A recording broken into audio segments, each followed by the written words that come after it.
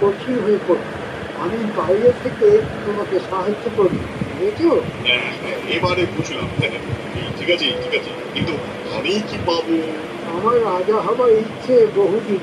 নবাব বাহাদুরের কাছে আর্জি জানাবো আমাকে রাজা করবে, আর তোমাকে আমার মন্ত্রী। কি খুশি তো?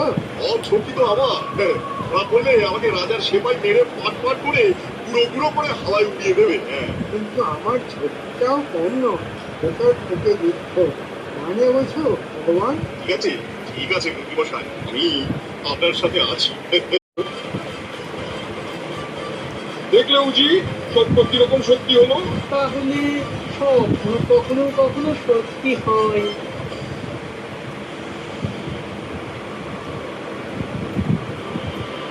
বল হলুদু, বাবাদুর কি বললেন? তুমি খুব উচ্ছ্বাস প্রকাশ করলে এবং আজ সকালেই তুমি